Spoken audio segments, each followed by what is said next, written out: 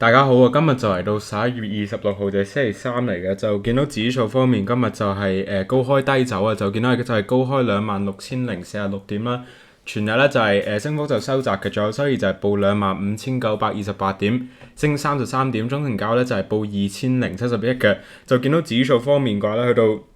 26,000點個位置咧就係受咗啊。不過我自己就整體就覺得咧，其實短期咧佢呢個26,000點呢個位置咧係突破機會都係比較大，因為咧其實呢個位置咧係一個比較關鍵嘅位置咧，而其實之前咧好多次咧都係有資金係肯買翻出去嘅，所以就其實我自己就覺得26,000點咧都係突破到機會都係比較大啦。而我自己就覺得其實25,000點至26,000點呢個位置咧支持都係比較大，而去到嗰啲位置咧明顯咧都係有資金係撈貨。至於去到27,000點即係咧升到1000點係會唔會繼續有承接力係買貨咧？其實我自己就覺得係比較難啊。始終咧其實如果你睇翻而家啲成分股方面嘅話咧，即係成個指數方面都唔係太一致嘅，而其實都有啲股份啊都係比較弱勢啊，所以就我自己呢排咧都係做啲 pair trade 為主嘅，而 pair trade 方面嘅話咧都係腳最淡隻1211啦。至於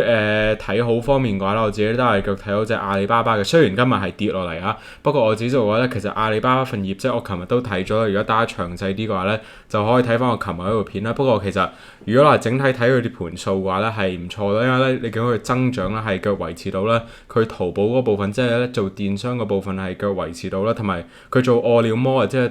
外賣嗰部分咧嗰個 segment 咧係有差唔多成60%增長嘅。而其實呢樣嘢我想帶落嚟咧就係帶落嚟隻美團啦，就係因為咧其實如果佢嗰個有60%增長嘅話咧，其實我反而咧係對美團份業績咧係有少少懷疑嘅。而我自己就覺得其實美團方面啊有機會呢份業績咧係會比較差，因為咧其實雖然而家市場已經預咗係好差咧，而市場預期咧佢有機會係會有一個歷史性嘅虧損啦。不過其實我自己就覺得其實今日升上嚟唔係太合理嘅，而我自己就覺得其實係要小心啲嘅，因為咧其實如果你阿里巴巴方面係佢嗰個外賣嗰個 segment 係升60%嘅話咧，你冇理由咧係美團嗰個市佔率冇理由唔跌啊。而我自己就覺得其實呢方面真係有問題嘅，而其實係咯呢方面係要小心啲嘅。至於會唔會做淡倉咧，其實我自己就唔會啦。不過其實你會唔會買貨啦？我自己咧就唔會買啊，而我自己就係偏審慎啊。而係咯，特別如果你見到隻阿里巴巴份業績咁好嘅話咧，而美團份業績仲未出嚟嘅話咧，其實不定因素啦係比較多啊。而我自己就係對隻美團係會小心啲啊。不過就係咯，做淡我自己就重複啦，做淡我自己就唔會啦。不過就買貨方面我都係咁講啦，其實係要審慎啲嘅，而我係睇得偏淡嘅。不過就重複啦，雖然我係睇得偏淡啦，我自己就係唔會做淡倉嘅。始終咧其實你啲博業績方面都係比較大風險啦，而其實好多時候我博業績我都係好肯定我先會博業績啦，因為咧其實你逢係博業績嘅話咧，你都係用 call put 啦，或者你用牛熊啦。不過好多時候都係用 call put 係好好多嘅，因為咧你計翻出嚟條數嘅話咧，其實 call put 嗰個贏率咧係大啲嘅。不過就其實你 call put 要贏錢嘅話咧，你一定係要贏到市場係預期唔到嘅嘢咧。而其實當你嘅確定性係咁低，即係我自己嘅確定性係咁低嘅話咧，其實我自己就覺得真係唔係太抵博嘅。而我自己就覺得係小心啲嘅，所以就係咯，就美團我係小心啲啦。不過就阿里巴巴方面我反而咧係睇好啊，始終咧係咯佢電商又做得好，唯一係差少就係佢嗰個經營利潤啦，同埋佢嗰個自由現金流啦。不過其實都係因為佢嗰個 AI 開支大咗先係升咗上嚟嘅。而其實我覺得問題真係唔大嘅阿里巴巴，所以就係咯。阿里巴巴方面我係腳持有住好倉啦，而我自己就覺得都係可以腳睇好嘅。除咗阿里巴巴之外嘅話啦，我都係一路講啦。其實我就由21蚊講到而家啦。如果大家係想睇翻之前嗰啲係可以碌翻落去10月頭嗰啲片啦，我由21蚊講到而家嘅啦。其實即係2628啦，我係腳睇好嘅，而我係腳睇升嘅。就美股方面都冇乜特別啦，就腳部署住美高梅啦。就美高梅見到呢幾日就破翻新高啦，而係破咗1個月嘅新高嘅。不過就係咯，呢啲股份我都係睇起碼60蚊嘅，即係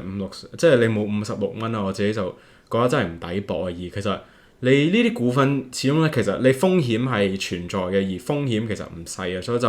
係咯，你冇賺1倍嘅話咧，其實我自己就覺得你風險回報咧真係唔成比啊。而我自己就覺得真係要起碼賺30蚊啊20蚊咧，我覺得先係抵嘅。另外咧就係個部署住麥當勞啦，麥當勞都好簡單啦，就點解我部署住啦？就一嚟我係睇好成全球嘅地產嘅，始終咧其實你減息嘅話，自然係地產價格會升啦，因為咧你有通脹，自然就地產就會升啦，你租金亦都會升啦，所以就係咯，就麥當勞自然就會升啦，就另外就 FLUT 都係繼續睇好啦，不過就佔我倉位唔太大嘅，所以就係咯都係繼續坐住貨嘅，不過就呢隻我都係繼續睇好啦，就西方石油就同樣啦，都係繼續睇好嘅，不過呢排最近啦，如果大家有留意住油價嘅話咧，都係偏弱嘅，所以就其實唔太期望佢短線係會突破上去嘅，不過就其實我買呢隻都唔係為咗短炒啦，都係為咗中長線係投資嘅。你明明講係投資啦，所以就投資你一定係要長線啦，所以就係咯就